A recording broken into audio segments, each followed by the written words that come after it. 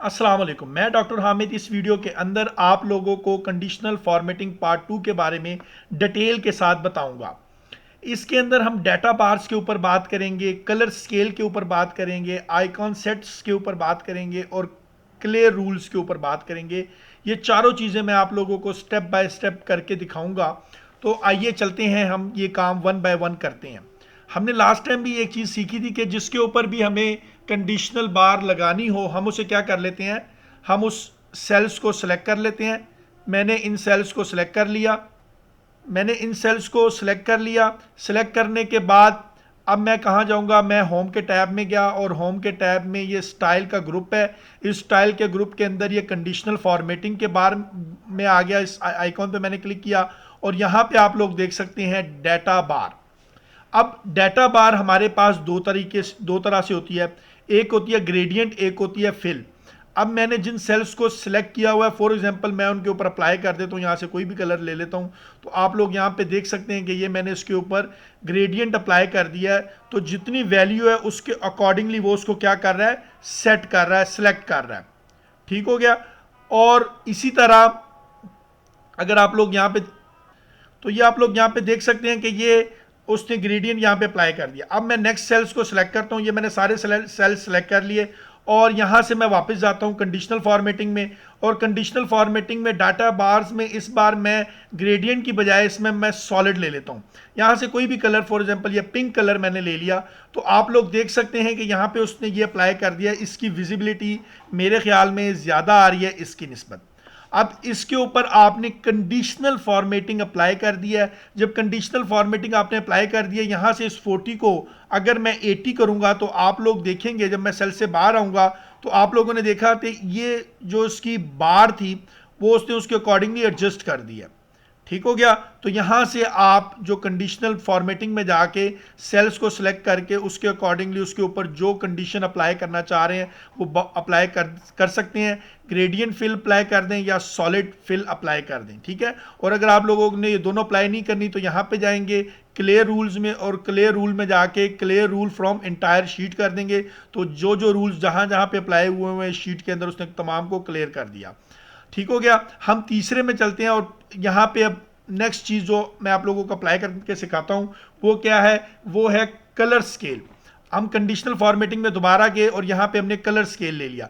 Colour scale आप लोग देख सकते हैं कि हम कोई भी कलर स्केल यहाँ से सेलेक्ट कर रहे हैं तो उस कलर स्केल को उसके अकॉर्डिंगली एडजस्ट कर रहा है।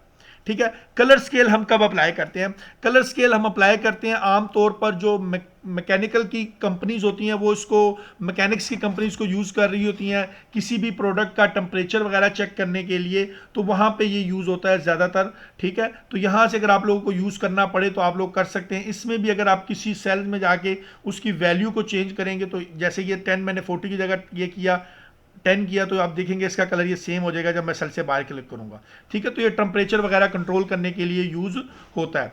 ठीक है। इसके बाद अगर आप लोग यहाँ पे देख सकें, मैंने इसको सिलेक्ट कर लिया और इसको सिलेक्ट करने के बाद मैं वापस कंडीशनल फॉर्मेटिंग में गया। कंडीशनल फॉर्मेटिंग में यहाँ से मैं कोई और कलर लेना चाह रहा हूँ तो उसके अकॉर्डिंगली मैं यहाँ से कोई भी कलर ले सकता हूँ। इसके बाद नेक्स्ट में हम चलते हैं। नेक्स्ट में जिस चीज़ को डिस्कस करेंगे वो है आइकॉन सेट। यहाँ पे मल्टीपल आइकॉन हमारे पास अवेलेबल हैं। ये डायरेक्शनल अवेलेबल हैं, मल्टीपल डायरेक्शंस के। मैं यहाँ पे लाके इस पे लाके करता हूँ ताकि आप लोगों को नज़र आए क्लियरली। यहाँ पे आके मैंने उसको सिलेक्ट किया। ठीक है। और मैं यहाँ पे आ गया और कंडीशनल में आया तो यहाँ पे आप लोग देख सकते हैं कंडीशनल में ये इसके ऊपर कंडीशन के जो मैं अप्लाई कर रहा हूँ डायरेक्शनल के ऊपर जो आइकॉन है वो आप लोग देख सकते हैं कि इस पर अप्लाई हो रहे हैं। इस साइड पे आप लोग देख सकते हैं। और अगर ये शेप्स इसमें से मैं कोई लेना चाह रहा हूँ, इंडिकेटर लेना चाह रहा हूँ, जैसे आप लोग देख सकते हैं ट्रैफिक वगैरह में यूज़ होते हैं।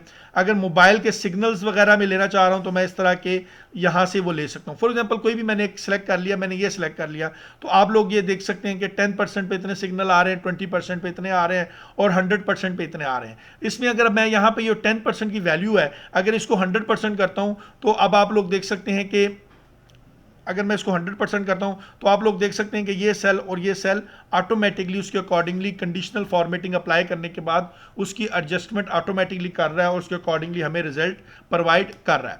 तो आज के इस लेक्चर में हम लोगों ने जिस बात के ऊपर डिस्कस किया, जिस बात को सीखा, वो डाटा बार्स थी, ग्रेडियंट फील्ड और सॉलिड फील्ड के ऊपर हमने बात की, कलर स्केल्स के ऊपर बात की, आइकॉन सेट के ऊपर बात की। यहाँ पे कोई और आइकॉन भी मैं फॉर एग्जांपल आप लोगों को लगा के दिखा देता हूँ। इसके ऊपर मैं कंडीशनल फॉर्मेटिंग में जाके और यहाँ से मैं फॉर एग्जांपल यहाँ से ये वाला आइकॉन मैंने डायरेक्शनल सेलेक्ट कर लिया। इसमें आप देख सकते हैं कि जो नंबर्स हैं उनका डायरेक्शन नीचे को दे रहा है, और जो ठीक है अगर 50 से बिलो है उसको नीचे की तरफ दे रहा है, और जो 50 से 70 के दरमियान है उसका डायरेक्शन ये इस तरफ दे रहा है, और जो 180 या इससे ऊपर है उसकी डायरेक्शन ऊपर की तरफ दे रहा है। अब ये 70 है, इसको मैं चेंज करता हूँ, आप लोगों को समझ आ जाएगी।